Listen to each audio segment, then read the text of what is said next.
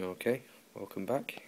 So, since we last spoke, as you can see, it's attached to my rather lovely body there, and it is strung, well, as best I possibly can anyway. Okay, so this is basically the last part of this video. What we're basically going to do here is, as we've got no frets to clear all the way up now, as you can see, it's looking lovely and shiny. I think you can just about see that. The action is very high at the nut. Now, a luthier will use fret files, which are basically files which are set for each and every one, all the 6 strings all the way down. Obviously they're quite expensive. Now, I'm quite a practical person, so I do have some files. They're not luthier files, but I'm going to show you some other ways of doing it as well. Right, for this, there's a couple of different options. Now, the gap, I don't know if you can see it, is, no, you can't because I've got the cardboard on there at the moment, but no, you can't really see it, but it is very high. So, what you basically need to do is, I've strung this up to concert pitch as best I possibly can because I want a bit of pressure. And get a bit of focus first. What you can actually use is either this files, if you've got them. You can use a razor blade if you want to. You just have to go a little bit easy. What you can do is, if you've got an old set of strings, keep the end that goes into your bridge with a ball on the end, chop about, I'd say 4 inches, and you can actually run it in the groove back and forward, a bit like a piece of cheese wire, steady as you go, and it will actually deepen the nut groove for you. You can do that, or you can use the Stanley knife. You can work your way in, but what you want to make sure that you do, don't go straight down and across with either your razor blade or your file, because what that'll do is it'll just make it deeper, and you might get to the right depth, but as soon as you ping the string in and you try and push it in, once it tightens up to concert pitch, you can get what's known as chip out,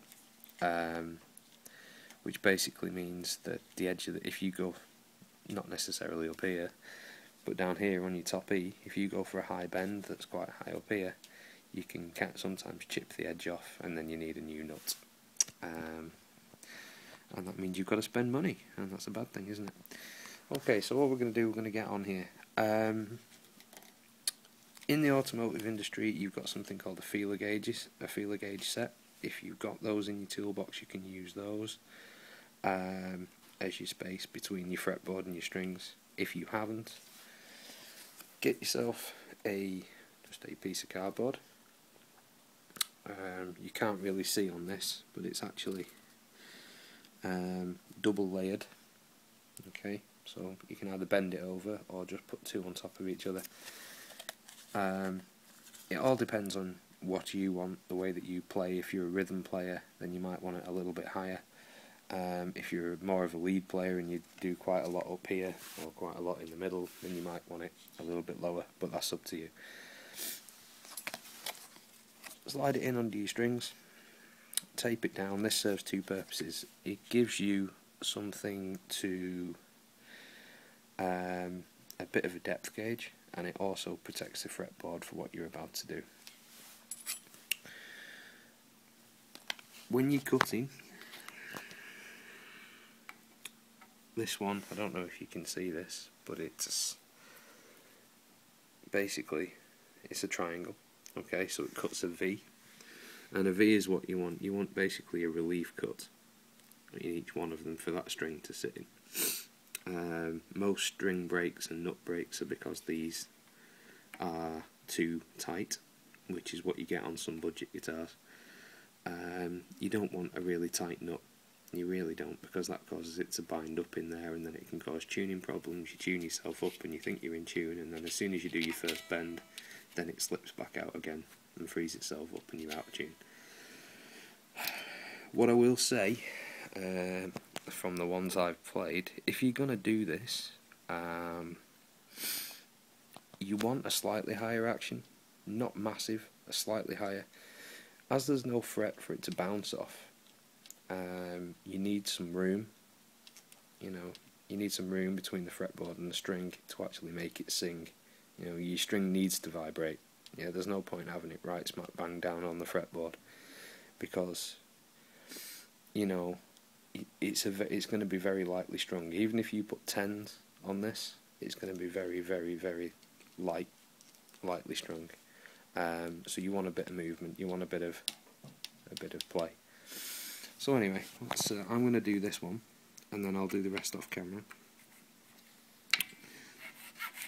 So we'll work our way gently, and all you're trying to do is go down until you feel that bottom edge of the file or your knife or whatever you are using at the time hit that paper.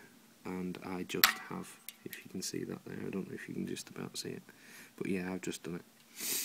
And then move your way over again and again. I can't really show you this, you'll know, really. All I say is slow and steady. Do you know what I mean?